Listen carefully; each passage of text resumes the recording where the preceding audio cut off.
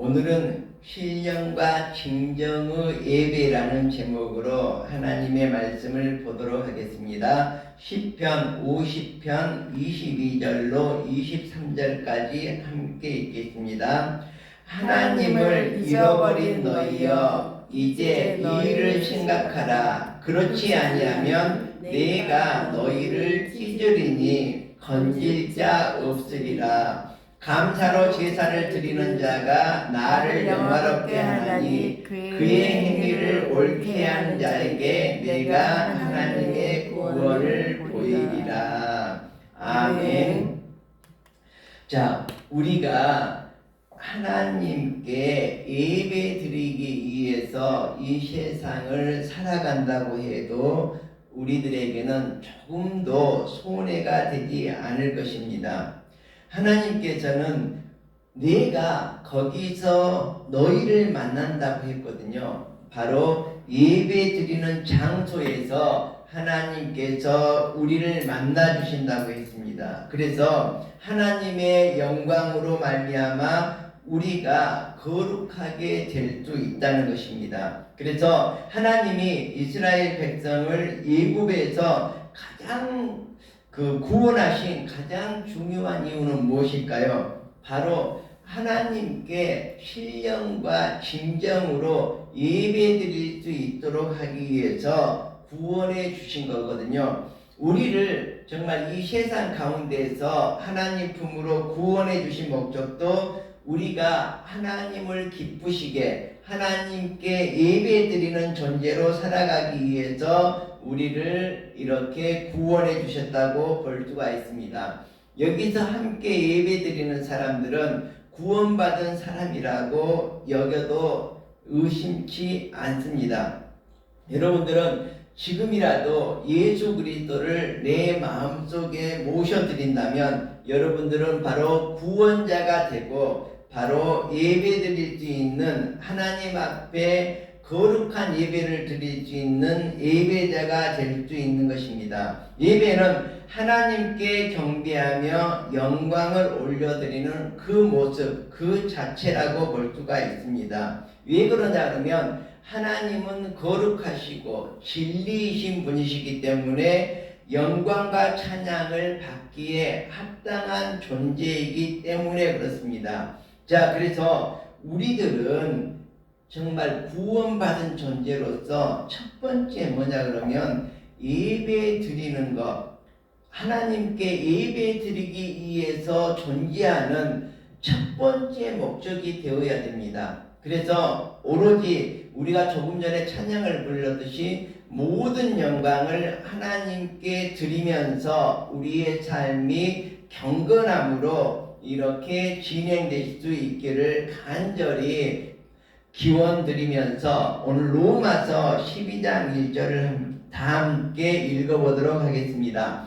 그러므로 형제들아, 내가 하나님의 모든 자비하심으로 너희를 권하노니 너희 몸을 하나님이 기뻐하시는 거룩한 산 제물로 드리라. 이는 너희에게 드릴 영적 예배이니라. 이렇게 성경에서는 말하고 있습니다.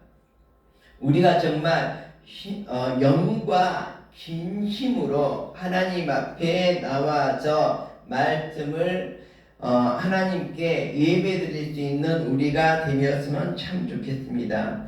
우리 사람들은 하나님의 영광스러움을 드러내는 존재로 살아갈 때에 정말로 참된 행복과 만족을 누리면서 또 자유로움을 누리면서 이 세상을 살아갈 수가 있습니다. 그렇지만 인간은 타락함으로 말미암아서 하나님 앞에서 죄를 지음으로 말미암아서 어떻게 되었습니까? 하나님께서는 인간이 하나님의 형상을 회복해서 다시금 하나님께로 되돌아오시기를 간절히 원하고 있습니다. 그렇지만은 우리들이 생각할 때 죄라는 것이 무엇입니까? 나쁜 짓을 해야지 죄라고 생각합니다. 그렇지만 절대로 그것이 아닙니다. 하나님과의 관계가 끊어져 버리는 것, 그것이 바로 하나님 앞에서 가장 커다란 죄가 될 수가 있습니다. 그래서 오늘 이렇게 함께 예배드리는 사람들은 하나님과의 관계를 형성하고 있기 때문에 여러분들은 이미 하나님의 예배자고 하나님께서 하나님의 형상대로 우리 인간들을 회복하시기를 원하는데 여러분들은 하나님의 형상을 닮았고 하나님의 형상을 우리의 몸속에 지니고 있는 하나님의 사람이라고 볼 수가 있습니다. 사람은 원래 지어진 대로 하나님을 경배하고 하나님께 예비하는 자가 되기를 간절히 원하는 것이 우리들의 마음이라고 볼 수가 있습니다. 그래서 요한복음 4장 23절에 보면 정말로 우리가 어떻게 하면 신령과 진정으로 예배를 드릴 수 있을 것인지 우리 화면을 보면서 다 함께 요한복음 4장 23절을 읽도록 하겠습니다. 아버지께 참되게 예배하는 자들은 영과 진리로 예배할 때가 오나니 곧 이때라. 아버지께서는 자기에게 이렇게 예배하는 자들을 찾으시느니라. 하나님은 영이시니 예배하는 자가 영과 진리로 예배할지니라. 이렇게 얘기를 하고 있습니다. 우리들은 이제 하나님의 자녀로서 하나님의 형상을 가지고 살아가는 사람입니다. 자, 알렉산더 대왕이 있었습니다. 근데 한 병사 중에 똑같은 알렉산더 대왕하고 똑같은 이름을 가진 병사가 있었습니다. 근데 이 병사는 얼마나 게을러 터졌는지 그냥 잠만 막 퍼자고 먹기만 하고 옷도 그냥 누더기처럼 입고 다니고 이러한 병사였습니다. 그래서 알렉산더 대왕이 그 소식을 들었습니다. 그래서 알렉산더 대왕이 친히 그 사람이 묵고 있는 텐트로 임하셔서 이렇게 얘기를 했다고 합니다. 너가 알렉산더라면 알렉산더에 맞는 이름대로 살아가든지 아니면 이름을 바꾸든지 하라, 이런 얘기가 있습니다. 그래서 우리들도 이제 하나님께 합당한 사람으로, 하나님께 선택받은 사람으로, 하나님의 형상을 입은 사람으로 하나님의 마음에 합당한 그런 삶을 살아가든지 아니면 우리가 천당을 소망하지 않고 지옥행으로 갈 수밖에 없는 그 길을 택해야 될 것입니다. 예비하는 자가 살아야 하는 법에 관한 것들이 바로 우리들이 성경에서 배울 수가 있습니다. 우리들이 성경의 말씀대로만 살아간다면 정말 하나님 앞에서 바른 삶을 살아갈 수가 있습니다.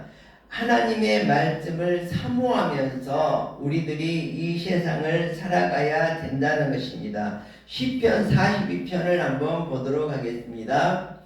하나님이여, 사슴이 시냇물을 찾기에 갈급한 같이 내 영혼이 주를 찾기에 갈급하나이다. 오늘 우리가 준비 찬송을 할 때 이 찬양을 불렀죠. 그래서 우리들은 하나님의 말씀, 곧 성경을 사모하는 자가 되어야 되겠고 성경을 간절한 마음으로 읽으면서 이 세상을 살아가야 될 것입니다. 미국 사람들은 1년에 70여 권이 넘는 책을 읽는다고 합니다. 그렇지만 우리나라 사람들은 7권도 1년에 책을 읽지 않는다고 합니다.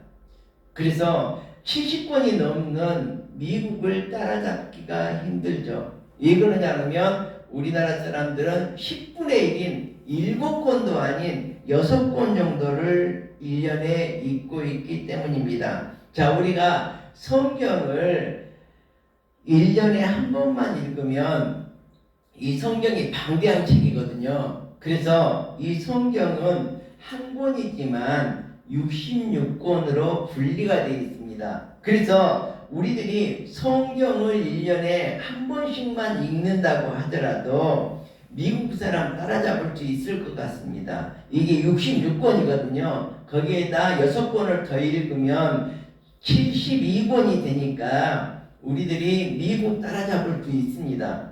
미국하고 어깨를 나란히 할 수가 있을 것 같습니다. 여러분, 1년에 하나님을 신령과 진정으로 예배드릴 수 있고 또 우리가 하나님의 형상대로 살아가려면 정말 하나님의 형상에 맞게 살아가려면 1년에 성경 통독만 한 번만 하시면 미국 사람 따라잡을 수 있을 것 같습니다. 모든 우리 민족이 성경을 한 번씩 읽으면 참 좋겠습니다. 하나님을 우리가 성경을 통해서 바르게 알고 하나님을 바르게 경배하고 말씀대로 살아가는 것이 바로 하나님의 백성의 삶입니다. 오늘 우리가 정말 그 교동문을 시편 100편을 이렇게 읽었는데 제가 시편 100편을 굉장히 좋아해요. 정말 우리는 하나님께서는 우리의 목자가 되시고 우리는 그의 백성이고 그의 기르시는 어린 양이거든요. 그래서 우리가 감사함으로 그 문에 들어가서 찬양함으로 그 궁정에 들어가서 그에게 감사하며 그에게 찬양을 드리는 것, 이것이 바로 우리가 살아가야 될 신앙인의 본분이 아닐까 이렇게 생각을 합니다. 그래서 다시 한번 말씀드리지만 우리가 하나님의 형상을 가진 구원받은 자로서 가장 중요한 게 무엇일까? 바로 하나님과의 바른 관계를 유지하면서 살아가는 것입니다.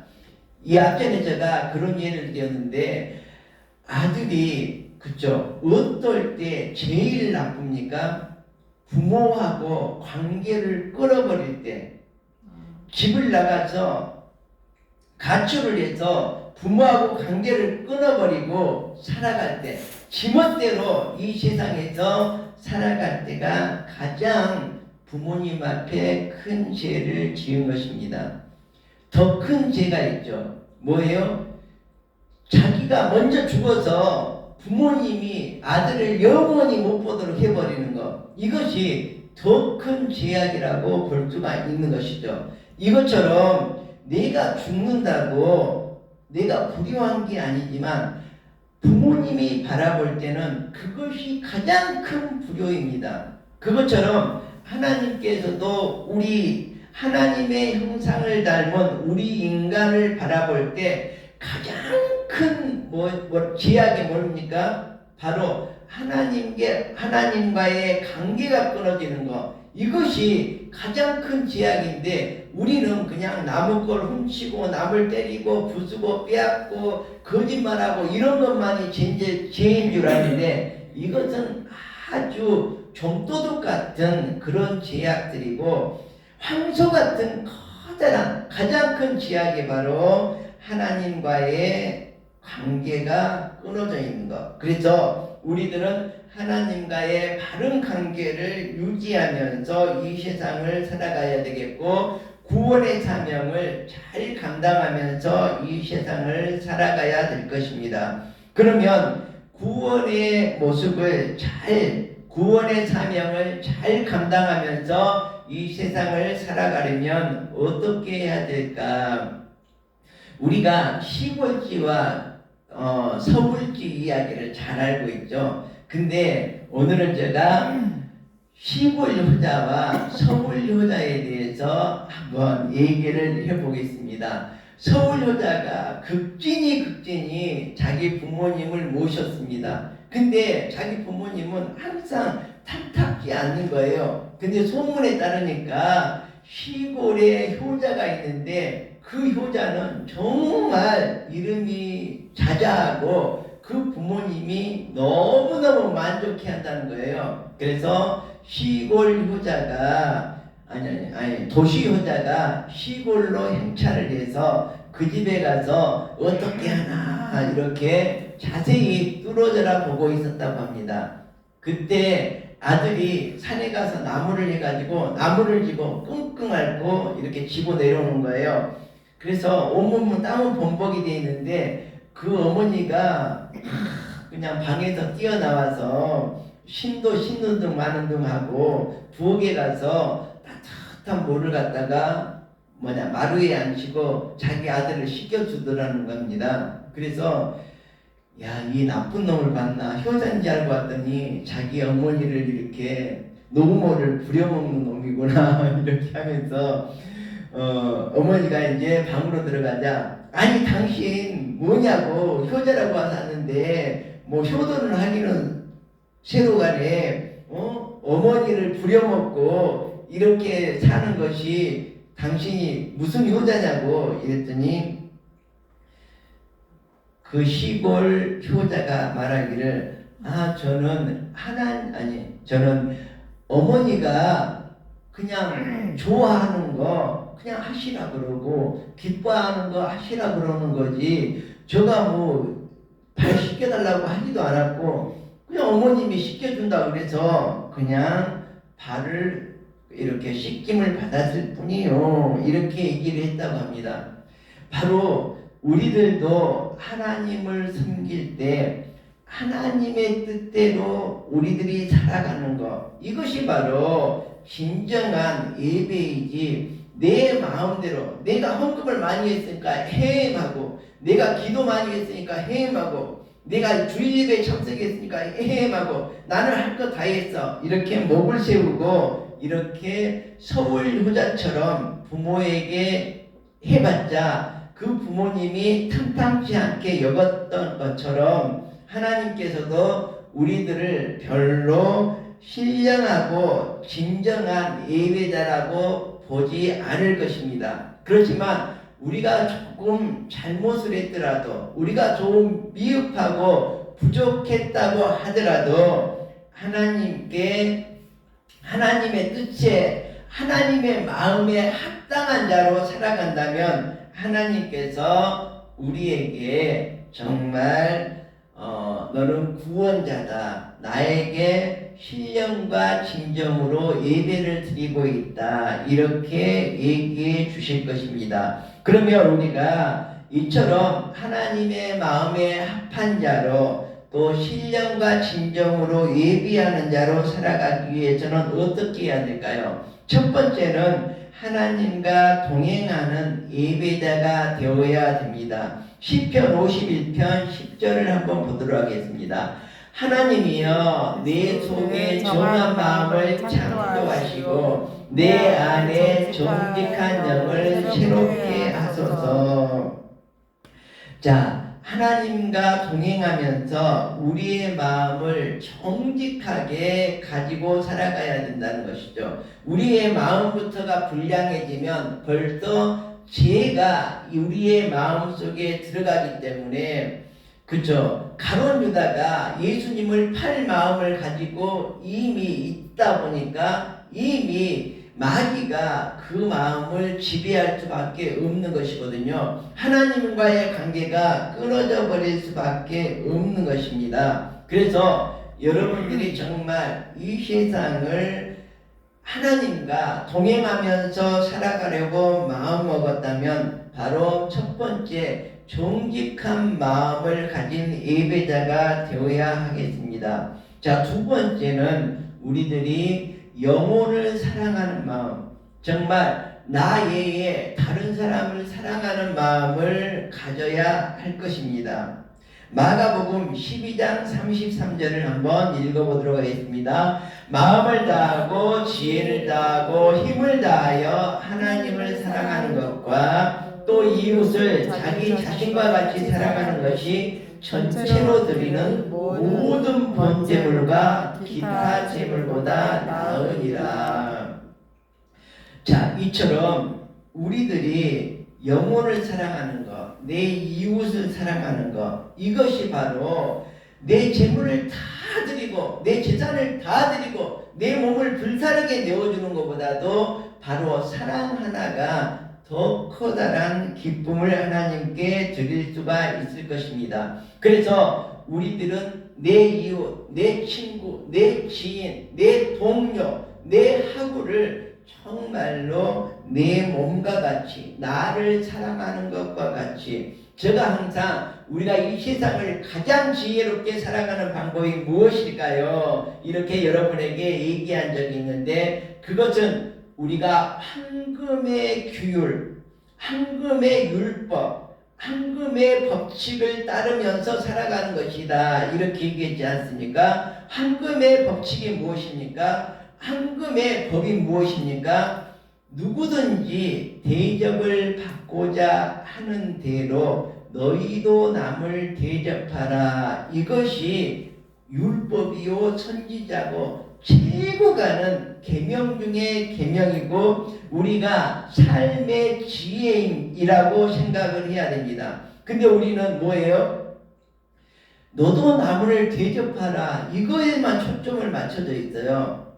그래서 내가 남을 대접하면 옳은 것인 줄 압니다. 내가 남을 대접하면 그게 최고인 것으로 자기는 모든 책임을 다했다고 생각을 하는 것입니다. 제가 그래서 여우와 두루미 이야기를 이솝우화에 나오는 여우와 두루미 이야기를 해드렸지 않습니까? 여우가 여러분도 한번 이솝우화를 인터넷에서 찾아보시기 바랍니다. 여우가 아무리 두루미에게 대접을 받아도 호리병 속에다가 거꾸로 뒤집어도 나오지 않는 호리병 속에다가 밥을 두니 먹을 수가 있습니까? 이것이 바로 우리들이 지금 행하고 있는 선이라고 하는 모습입니다. 그래서 선이라는 것은 뭐냐 그러면, 베품이라는 것은 뭐냐 그러면 내가 먹고 남아서 다른 사람에게 던져주는 것, 이것이 바로 선이 아닙니다. 그것이 아니라 작은 콩 반 조각이라도 그 사람이 원하는 것을 그 사람에게 내가 도움을 주는 것, 그 사람에게 마음을 이해해 주는 것, 이것이 바로 선이라고 볼 수가 있겠습니다. 자, 마지막으로 우리가 하나님 앞에 합당한 신령과 진정한 예배를 드리기 위해서는 어떤 모습이어야 될까요? 바로 우리들이 경건한 생활을 해야 된다는 것입니다. 우리의 삶이 거룩하고 깨끗해야 된다는 것이거든요. 마지막으로 시편 95편 6절을 한번 읽어보도록 하겠습니다. 오라 우리가 굽혀 경배하며 우리를 지으신 여호와 앞에 무릎을 꿇자.